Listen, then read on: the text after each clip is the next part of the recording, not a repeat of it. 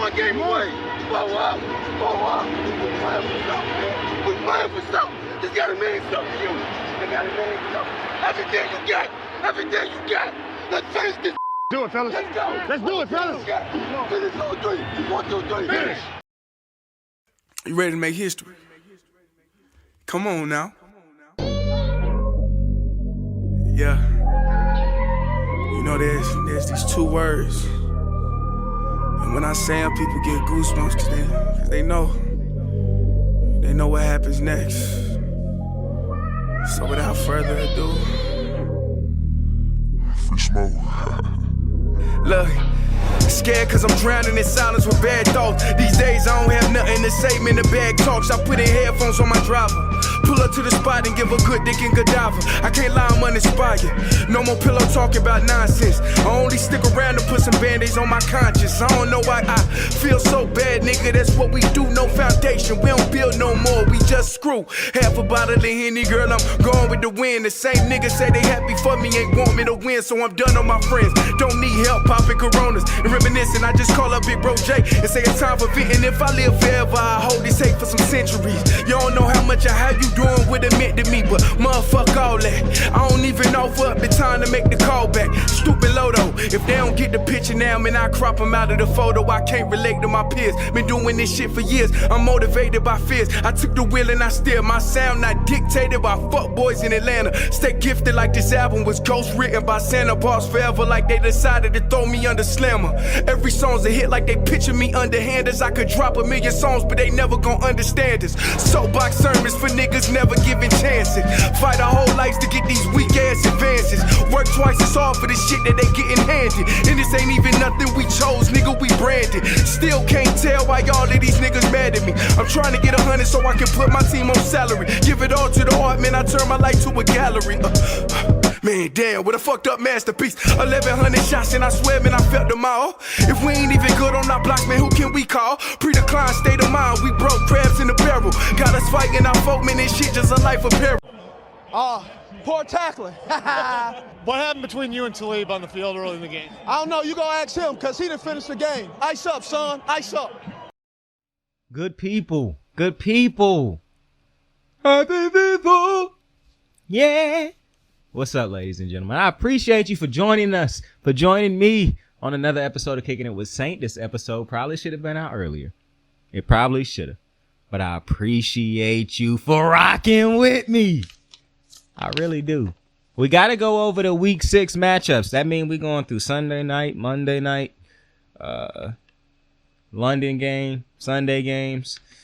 We're going through all of it. We're not touching the Thursday night game. We already done reviewed that on the prediction video. So we're not going to touch that game. I will talk about the score, like go over the score. Don't plan on talking about that game, though. But your boy is on a euphoric high right now. A euphoric high right now. The Phillies up 2-0 in the NLCS. If we win a game in Arizona, it's over. It's over. Even if they get one win in Arizona, because I just don't see us losing at home right now. We are on a fucking heater, bro. Excuse my language. How is everybody doing out there, though, tonight, man? It is nighttime for me right now. It is very late at night right now. But I appreciate y'all for joining me, man. Happy birthday to whoever is listening, whose birthday it is today. Look at me. Hey. Look at me. Look at me. What's up, gang? The person who I'm saying that to know who it was for.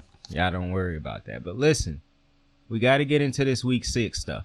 It could be a long show. It could be. I want to start off talking about Monday Night Football, though. The Dallas Cowboys were in L.A. taking on the Chargers, and the Cowboys ended up winning this game 2017. Now, I want to get right down to business.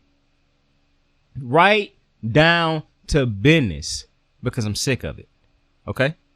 The way people talk about the white quarterbacks and the black quarterbacks. All I hear is people go at Dak Prescott on a regular basis. And listen, I agree with some of the debates about him. The only thing holding the Cowboys back is Dak Prescott in big games so far throughout his career. If Dak Prescott played better throughout some of these big games, the Cowboys probably would be in the Super Bowl by now. That is a fair assessment. But I believe people have gotten so drunk on arm talent and white quarterbacks being, I say it all the time, because you have so many people that are white, that work in the media and have a strong, loud voice throughout the media. And I'm not talking about the tone of the voice. I'm talking about when they speak, it go through the country. A lot of people going to hear, a lot of people going to be influenced by it. Because they can tell you what quarterbacks are good and bad, and because it's so many white people who are always going to give the bar is never going to be as high for a white quarterback as it is for the African-American quarterback. Oh, Saint, you race baiting. No, that is proof. It is proven. That is a fact. If you don't believe it at this point, that is because you choose not to. Live in that ignorance. I don't care. But constantly going around telling everybody who understand that that's a problem that, oh, you just race baiting. Bro, you have to understand at some point in time you're the problem. And see, that's my thing. People will argue back with you, but they'll never go and actually try to see if it's validity to anything. They just admit, oh, it's no such thing as racing, and it's not a race thing. Instead of just going to try to learn about the issue. Justin Herbert has basically been dubbed a Hall of Famer. He in every top 5 quarterback list, but has only made the playoffs once. Has had talent the whole time he's been there. You keep making excuses for him left and right, but Justin Fields, I just saw a stat. And you know I don't care too much about stats, but this stat matter because 13 interceptions in the fourth quarter when the game is on the line is a big thing. Now, if it was Dak, you say something about it. If it was Lamar, you say something about it. If it was Kyler Murray, you say something about it. Somehow y'all still take shots at Patrick Mahomes. But it's Justin Herbert, and the first thing I hear is an excuse. Oh, it's Brandon Staley. Oh, it's the offensive coordinator. Oh, it's the defensive guys. That's crazy to me. At what point in time does Justin Herbert have to actually produce in the fourth quarter? That's not even a question. At what point in time will it matter if he produces or not in the fourth quarter compared to he throw a nice football? What Justin Herbert do when it's 0-0 or when his team is comfortable in the game should not matter. Because that's what y'all told me about Lamar Jackson. In his MVP season, all I heard was, well, he ahead. How do he play from behind? Justin Herbert don't play well from behind. Hell, he barely play well when he leading and it's close late in the game. He do the same thing that Justin Fields do. He just make it look prettier before he throw that turnover when the game is on the line. But you go with Justin Fields.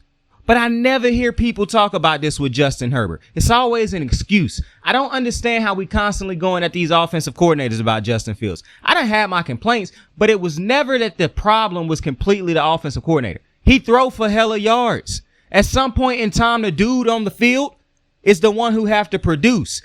People seem to care so much about the stats that Justin Herbert put up, but never about the actual L or W in the column. But for Lamar Jackson, all I ever hear is, what did he do in the playoffs? Justin Herbert can't get to the playoffs. But he always rated as a top quarterback. So what's the bar? What's the requirements to be great? How do we determine elite? Because I was told just Joe Flacco was an elite. But he always was in the playoffs. And he was a big part of why his team was in the playoffs. Justin Herbert is the reason why his team keep missing the playoffs. But it's the coach. It's the coordinators. It's the defense. Bro, no team is perfect.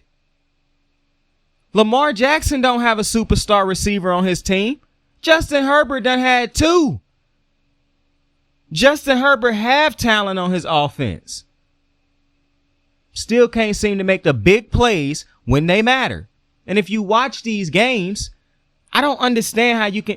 I understand Brandon Staley does not make the best decisions all the time. But neither does Justin Herbert. He missed throws out there. He do not read the defense perfect all the time. Justin Herbert can make a pretty throw on every single drive, and damn near every single one of them ended in a 3-and-out. Not even a 3-and-out. They ended in a punt. So at what point in time will it stop mattering as much that he throw a pretty football, and will it matter if he can get a win or not in these pressure situations that matter when Lamar put in him? But somehow, because all I done heard all year was excuses for Joe Burrow, excuses for Justin Herbert, excuses for Josh Allen, excuses for all the white knights, but so critical of the African-American quarterbacks. Oh, it don't exist, Saint. You just making this up. Bro, you're just not watching football or the media or the shows, or you just are ignorant and don't care. And you're going to say this regardless. But the same problems that you try to tell me all these other African-American, Justin Herbert have those problems. At what point in time is it on Justin Herbert to get it done? In the first quarter, when you leading, but the team done caught back up, and now he has no responsibility to come through and win that game? How they lost in the playoffs? All the close games that Justin Herbert done lost over his career? Somehow it's never going to be on Justin Herbert. And I don't understand this. Because at the end of the day, the player is still the one who has to produce. And that's what my problem done been for so long. We done seen Lamar Jackson produce with far less on offense at his disposal than other quarterbacks who are constantly ranked above him. Justin Herbert done underachieved. Point blank, period. He done had the running game, he done had the offensive line, and he done had the offensive weapons. It's other quarterbacks who don't have defenses, who don't have offensive lines, who don't have the weapons, and have done more in their career than Justin Herbert, who don't have the greatest coaches, and has done more in their career than Justin Herbert. But for some reason, the media has not held Justin Herbert accountable. You want to know why? Because Justin Herbert throw a pretty deep ball. Oh, it looks so good when it come out of his hand. Oh, look at this white guy with this beautiful hair. He remind me of my son, my dad, my uncle. That's a problem. Because if Justin Field was being graded on the same playing field as these other quarterbacks, like a Lamar Jackson, like a Jalen Hurts, then people would talk about what he is not doing properly, what he could do better on the field. But every time you pull up a game, and I feel bad for the Chargers, bro, because there's going to be a lot of Charger fans who going to say that I'm race bait, you bringing up race. But if Charger fans truly wanted their team to be better, they would stop this coddling shit with Justin Herbert, and they would want the media to stop coddling him and want results. Period. You have to. Phillip Rivers had so much talent around him and never came through. And the same thing is happening with Justin Herbert. But instead of the media coming out and saying something about it, putting that pressure on him, it's Brandon Staley. Oh, it's the coordinator. Oh, it's the players. They can't stay healthy. Oh, it's the defense. They not good enough. The defense was good enough. Keenan Allen was good enough. Austin Eckler and the play calling was good enough. At some point in time, when is Justin Herbert, the Hall of Famer that y'all done already put him in, when is he going to step up and be better? When is he going to be the high tide that rises all boats? Because right now he got a talent around him that he can rely on. Dak Prescott had to go out there and have a game-winning drive. Justin Herbert followed suit and could not do the same thing. He had enough time. So I think it's very interesting how the media continue to want to talk about quarterbacks, and it's still happening. It is still happening. Joe Burrow played like shit through the majority of the season, and the only thing people wanted to say is, oh, it's the injury. It's the injury. He's not healthy. Now he's playing good, and all of a sudden, we raving about Joe Burrow again. I think it's very interesting. Lamar Jackson played bad. It's the end of the world. All stop the pressure. The man can't throw. He's a bad quarterback. He'll never be good. He'll never win. All right. But let's go over these scores real quick, man. Thursday night football, it was the Broncos, it was the Chiefs. The Broncos lose 8-19. They just continue to suck. The London game, it was Baltimore. They were against Tennessee 24-16. And listen, man, Baltimore at some point in time, bro. Because I can't keep doing this with Baltimore, bro. I can't keep talking about it. This team's literally only good because the defense is playing great right now. And Lamar Jackson he's the high tide, bro. The thing that irritates me every time I talk about Baltimore is the fact that I just don't understand why DeAndre Hopkins is not on this team, why they're not trying to figure out a way to go make a trade for a different for a top tier receiver. Odell Beckham has just not been good. And I don't know if you watch these Baltimore games, but he does not look good. Point blank period. You can't count on Rashad Bateman. You can't count on Odell.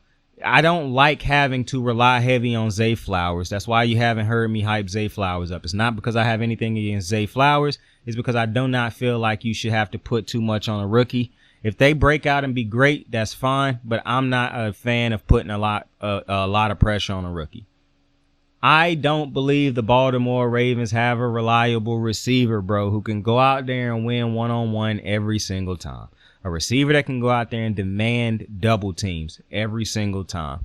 And until they get that, this offense will always, inevitably, turn into Lamar Jackson, make a play. And it's even more so that type of situation when you realize Lamar Jackson is the Baltimore's leading rusher the majority of every game. The Ravens not going out and going to get a running back that could legit, like, bro, I am not understanding how it is cool with Lamar Jackson being the top rusher for this team on a weekly basis. I don't know how it's okay with the running back having 10 more yards than Lamar Jackson on a weekly basis. I don't know how it's okay with Justin Hill going out there and having a fumble basically on a weekly basis. I know he didn't have one this week, but bro, I'm not understanding the lack of production coming from the running back position. When you take Lamar Jackson's stats away from the running back position, I don't understand why Baltimore has not said, let me go fix this. They always want to go fix something for the defense. They went out and got Roquan Smith last year. But it's glaring problems on this offense that they will not go fix. The offensive line, I keep saying it. They are not great pass blockers, bro. They just ain't. They have stretches where they can be decent. For the most part, they're great at run blocking. They don't have a good running back to block for right now. And the Ravens ain't going to get one. You see, they could be better in the pass blocking department if they could get more out of that run game. But the Ravens can't rely on the run game right now because they don't have a reliable running back. And they haven't made an attempt to go get one. The Ravens don't have a reliable receiver. And they haven't made an attempt to legitimately go get one. Because they know at the end of the day, we got Lamar Jackson. And now the contract makes them say, well, now it's your job, Lamar, to get over the hump because we paid you. Do you see how ignorant organizations are? But nobody ever get on TV and talk about this. If the Baltimore Ravens legitimately wanted to put themselves in a great position to go win a Super Bowl, they would be out right now trying to get a number one receiver or a top tier running back to put in to help Lamar Jackson get this offense to another level. Because it's very clear the receivers they have there are not doing that for him. It's very clear that the running backs there are not doing that for him. It's very clear that no matter what Tom Moinkin is trying to do, Lamar Jackson at the end of the day still have to be that high tide that rises all boats. He can't have a day off right now as far as going out there and having to be great or we lose. That is a problem. Period. And the coach, I like Harbaugh, but because he ain't an offensive mind, he does not bring anything to the offense that helps them either when you don't have the talent.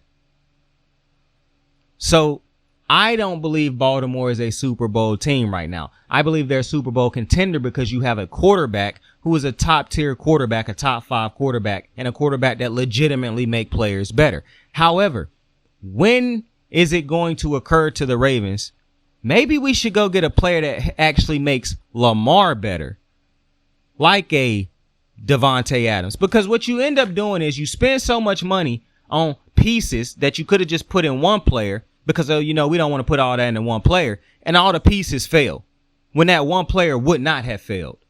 I don't understand this logic by the Ravens because they keep using it and it keep failing them. But it's whatever.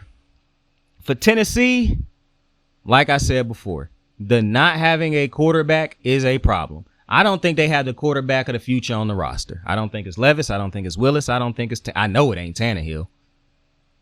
And I don't know how long you'll have Mike Variable. It seemed to be like he got a lot of power in the organization, like he real cool in the organization. But I don't know, man. It don't feel like the Titans are a good team at this point. It just feel like they hanging around. You know what I'm saying? And I don't think you really know what you're going to get from a week-to-week basis with the Titans also, to be honest with you. And I understand that they stuck around in this game, but I think they got a lot more to do with Baltimore than it did with Tennessee. Now, something I didn't like in this game is I rave about how good Jeffrey Simmons is. Him going low on Zay Flowers for absolutely no reason when Zay Flowers could no longer move forward with the ball. He was going down. To aim at his legs and take that dive and tackle, bro, that's whack. In this game, Kyle Hamilton got thrown out for that tackle, and people was bitching about it. Kyle Hamilton should have gotten thrown out for that tackle. I'm a Raven fan. He should have got his ass thrown out. Bro, the NFL has made it very clear they want to make the game safer. Y'all can keep saying soft all you want to. These ain't y'all kids. These ain't y'all parents. These ain't y'all, these men on the field playing this game. Even when they don't realize it, people rely on them. They got families. The game have to be safer for them. Point blank, period. I don't care how soft every legend can run around saying. I don't care. They would have benefited if the game was made more safer for them. The NFL is stressed we are trying to protect players. Yet players continue to go out there and play reckless. Diving at people's head is unnecessary. People continue to do it. You are not taught to launch yourself at players when you are learning how to tackle at any level of football, because it's not just unsafe for other players. It's unsafe for you. You are not taught to lead with your head, not because it's just unsafe for other players, because it's unsafe for you. So when you have players going at full speed, launching themselves, I don't care where the target is. When you look at something and you pick a target and you just launch yourself recklessly, yes, you should be ejected. But like a dude said to me on Twitter, the ejection is to protect the other player. That's why you got flagged. And the ejection is to protect you. And I agree 100% because that is reckless. Football would be a lot safer if the players cared about being safer. And players keep talking about, oh, we got to think too much. I done seen too many great players adapt to these rule changes and still be successful and not get called for flags on a weekly basis. Bobby Wagner, Luke Kuechly, CJ Mosley. It's it's multiple players that have been great on defense who have not gotten called for probably more than 2 unnecessary roughness calls. But yet we keep making this excuse. Oh, well, it's a full speed game, yada, yada. But we keep seeing the great players adjust. So to me, it's no excuse. At some point in time, players' health have to not just matter to the fans and to the NFL. It's got to matter to the actual players playing the game. And I'm at that point where if the NFL have to protect the players, even when the players don't want to protect themselves, so be it. Because y'all not the ones getting sued at the end of the day. The NFL is. And if the NFL, I don't care if you believe they doing it for the money or not. If they doing it to cover themselves or not. At the end of the day, they have to protect the players because the players seemingly become more reckless by the year. Kyle Hamilton's play was reckless. He deserved to be flagged and he deserved to be ejected.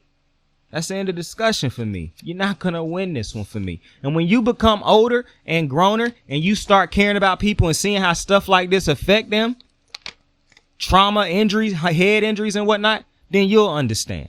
When you got a kid playing football, you really shouldn't even have to have that. You should just be a decent human being and understand this type of thing. But whatever.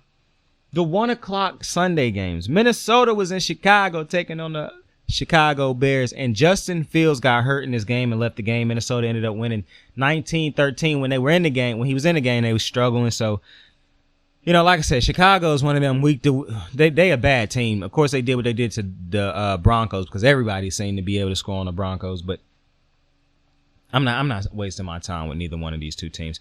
New Orleans, Houston. New Orleans loses this game 13-20 because, like I said, bro, this is the exact type of game New Orleans would lose. Houston is a good enough secondary to where Derek Carr, he will struggle throughout the game, or he will not be a difference maker throughout the majority of the game unless it's the difference maker for the other team. And C.J. Stroud's passes without an interception streak was broken up. Even though I don't think that type of shit matters, I don't even like it when those streaks happen because it tells me that y'all trying to make him throw safe passes so that he can keep that streak alive. I don't like that. Let that young man go out there and sling that shit. San Francisco, Cleveland, and a shocker. Cleveland wins this game 19-17. No Deshaun Watson. The defense was great. People gonna shit on Brock Purdy. Brock Purdy, even as much as he struggled throughout this game and losing Christian McCaffrey and Debo, this man still had them in a position to win this game at the end, and the dude missed the kick. So all the people who hating on Brock Purdy, bro, Brock, ignore it. They're going to hate on you.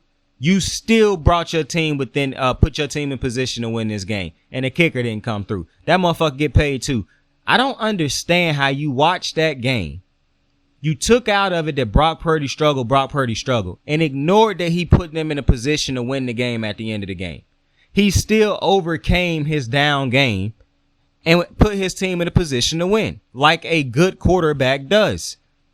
Y'all just trying to, I don't get it. I really don't get it. It's like the only time y'all hate on the white quarterbacks is when he wasn't a chosen one.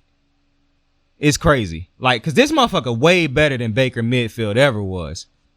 But y'all always hyping up Baker Mayfield. Oh, they did him so wrong in Cleveland. I don't get it, bro. Brock, bro, every quarterback gonna struggle. Ignore these motherfuckers. You still gave your team an opportunity to win. This is on the kicker, my guy. This is on the kicker. To Cleveland. What a great defense. I'm going to tell you what's interesting, though. Funny how Cleveland's defense was bad even with their backup when Lamar beat them.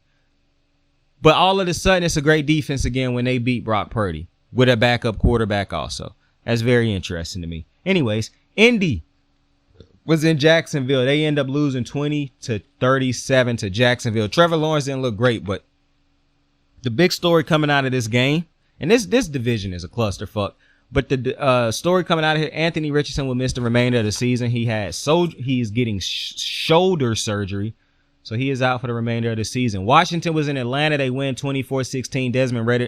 Desmond Ridder continues to struggle. I continue to remain confused as to what he did at the back end of the year last year warranted the Falcons not going out and actually making a legitimate move at the quarterback position and bringing him back this year thinking, yeah, Desmond Ridder going to be the answer. I don't know what play they saw from him that made them believe Desmond Ridder was the guy.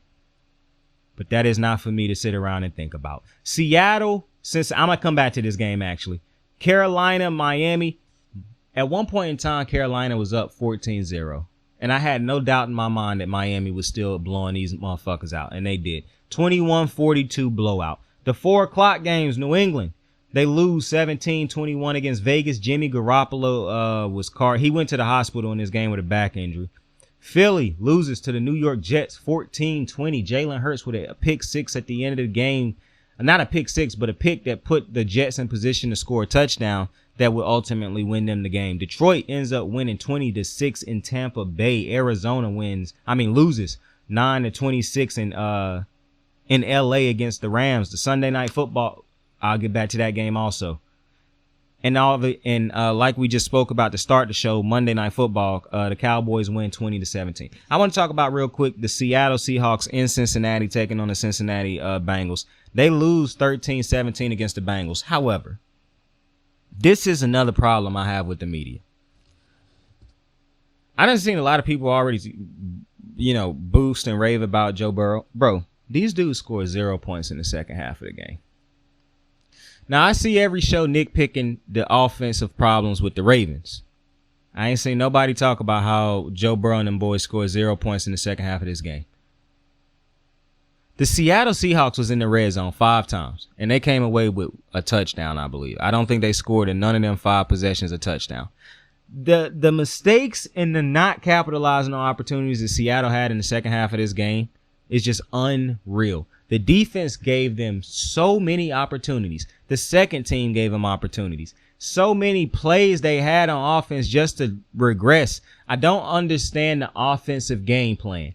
You do one thing successful, and then you try to run the ball when you're not running successfully. You run the ball successfully, then you just start throwing some dumbass passes out of nowhere instead of just continuing to run the ball. I don't think it's any type of real consistency with this team. I don't know why they don't let Geno throw the ball more down the field, because you have the weapons. They constantly prove that they're good enough to be able to take more deep shots down the field. I think it's a stop-start offense with the with the Seattle Seahawks, and that is a problem because they should have won this game. They were the better team in this game. Cincinnati was able to do things to them in the first half, but the second half was completely different, and the defense got the message. The offense did not. Seattle should not have lost this game, but the offense could not capitalize in the second half of the game, and they had multiple opportunities and good field position. Shout out to the Cincinnati Bengals defense, because they did enough, and clearly they had to play good in order for the Seahawks not to capitalize. But when you look at so many of the self-inflicted wounds that the Seattle Seahawks had in the second half, it's like, yo, this offense is, and I get it, it's still basically early in the season. But much like the Ravens, I was seeing a lot of Ravens when I said, now the Ravens don't have the type of offensive talent that the Seahawks have.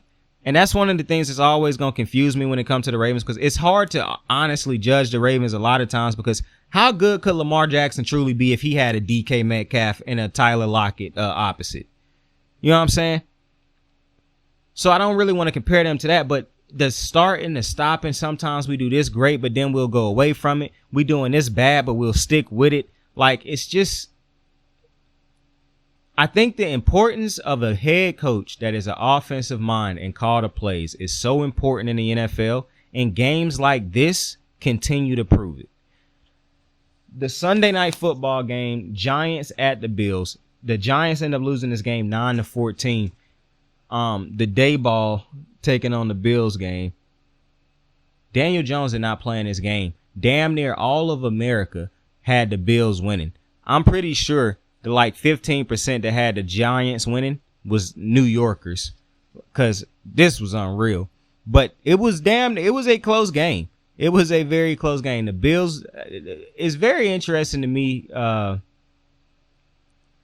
The Bills offense, bro, I don't understand why they didn't go out and get DeAndre Hopkins. Because to me, Gabe Jackson, as good as he is not consistent enough.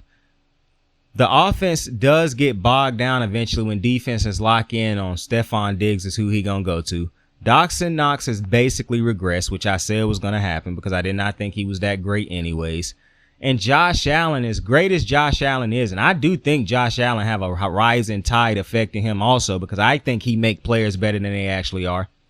I just think it's hard to consistently ask them. Josh Allen got that live wire in him where you ask him to be Superman, he gonna be Superman. Now, you don't ask him to do that as much because he do got Stephon Diggs. However, and the running game was better, but with the running game not being consistent throughout his career in there, with him not truly having a consistent number 2 his entire career there, and with his tight end not necessarily being a great tight end his entire career there, Josh Allen, in my opinion, needed a DeAndre Hopkins. He needed another dude that could settle him down, that could help out Stephon Diggs, and that could get the offense to another level.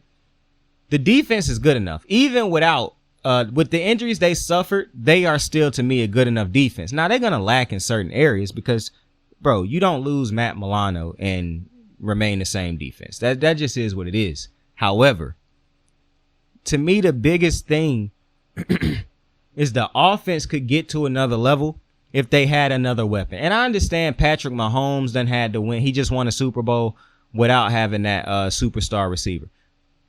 That's Patrick Mahomes. To expect everybody to do that is just, to me, insane. I truly believe in order for the Buffalo Bills to get to where they want to get to, they need to go out there and make a trade for another receiver. And it don't got to be a Devontae Adams, but it got to be a receiver that can move the needle for him. Because offense is at a premium. Bro, look at San Fran. They got so many ways that they can beat you with those weapons.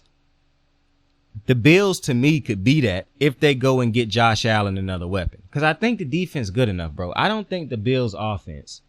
I don't think the Bills defense is like a bad offense. I mean, a bad defense to where you're like, oh, man, they just need this. They need that. I don't believe that. Now, they do get attacked. One of their cornerbacks do get attacked a lot. I can't remember his name at the moment. But I don't think that. To me, the Bills are fine defensively, bro. I don't look at the Bills defense on a week-to-week basis and think to myself, bro, they need to go make an improvement here or there.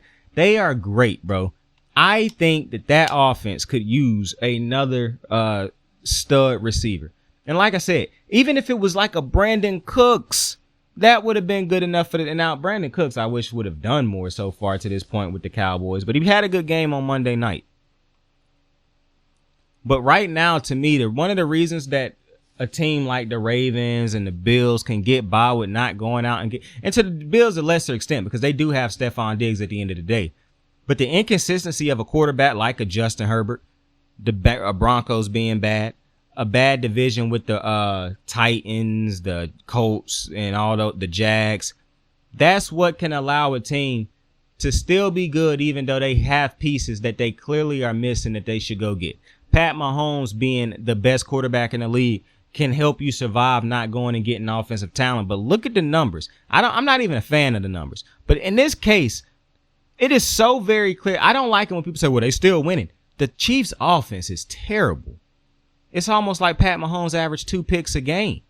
Now, I know I'm exaggerating a little bit, but the offense don't look good. The dinking and dunking and hope, like, bro, I'm just saying, you got to hope a lot of teams play at their worst to survive playing like that, in my opinion. And that's all I really had to say about the week 6 recap.